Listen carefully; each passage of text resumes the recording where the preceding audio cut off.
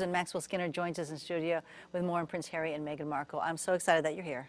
Thank you. Thank My you. pleasure. Well, for people who don't know your background, you have this book, and it's called Diana, Memory of a Rose. I worked with the princess for 8 years, and I went to her wedding. Wow. But that's a generation ago. Wow. So cool, Look at all these wonderful pictures here. So what do you think? What is your thoughts about Harry and Meghan? Well, I'm really happy for Harry. He's one of these guys who just longs for family, and I think his older brother has shown him a great example of the happiness that marriage and family gives. You know, Diana used to say she never worried about William's future. She thought he'd be okay. She said it was Harry that she worried about. Why? Well, you know, a mother knows her child, and I think she saw a sensitive soul. Nobody can see the future, really, but I think she saw in that little boy's face perhaps a vulnerability that she worried about. Yeah. And, you know, it's the sort of thing that, you know, marriage can be the making of, and let's hope that's the case. Okay, now what do the British people think of Meghan being an American? I don't think it concerns them very much that she's an American. I think they just want William because he's one of the most popular members of the royal family. I think they want Harry, I think they want Harry to be happy, and does he look happy to you? he looks tremendously happy.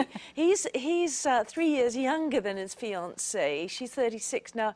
Remember, at the time Diana got engaged to William, she was 19. So Meghan is nearly twice Diana's age. Oh, wow. So she's a much more experienced woman of the world. And, you know, in this day and age, you kind of don't want to go into a royal marriage too innocently. When it first came out that they were dating, there was a lot of people who had not so nice things to say about Meghan. She's divorced. They didn't like that it was an interracial marriage. What do you think, or, you know, an interracial relationship? What do you think about how the tide is turning now that people have found out that they are seriously committed to one another? I think it makes them fantastically relevant. Britain, of all places, is the most racially diverse potpourri in the world, I would imagine, and it's tremendously encouraging, I think, for young women and men all over the Commonwealth who might be similarly of racially diverse characteristics to see that it's not a closed shop as far as the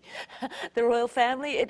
They will be, Harry and Meghan, a fantastic tool for the monarchy to send out on Commonwealth tours. Yeah, the interview that we're looking at right now, too, I watched that. I'm very obsessed with this. I am, too. I'm more obsessed with them than I was with William and yeah, I feel the same way because I think people waited so long for Harry to really find the right person, and then to hear him say like he knew the moment that they met. I mean, you can't help but cry when you hear that. And I saw the interview, and you know, Meghan is not going to be an actress anymore, and she wants to donate, you know, spend her entire life, you know, giving back to charities, just like how Princess Diana was. And so, and they asked her, do you feel like you're giving anything up? And she said, absolutely not. And it's just touching to see. What do you think about that? I don't think she's giving up anything that she values more than the prospect of being married to the man she loves. And when you think about it, she's going to be fantastically well looked after for the rest of her life. It's only fair that you make a few sacrifices for that. Yeah.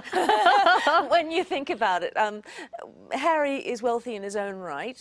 He inherited substantially from his mum, and he's also supported to a certain extent by his dad and the Queen and the British taxpayer.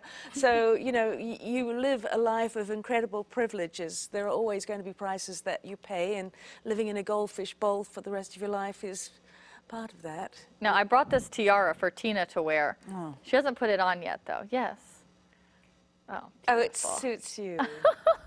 You know, I think in the case of Meghan, she's going to look gorgeous in tiara because she's got raven hair like yours, and she's going to be the first of the royal brides with such glossy black hair. It's going to be quite a contrast, isn't it?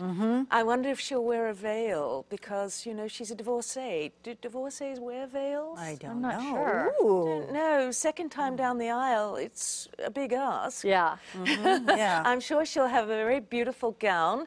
I can guarantee it won't be pure white because, after all, there are a lot of traditions in marrying into the royal family, and will you share some of those with us and stick around here? Oh, absolutely. Okay, you stick around and share some of those traditions. We'd love to hear more here because we are obsessed with Prince Harry and Meghan Markle. And also, I'm just obsessed with Princess Tina. Hello. Hello.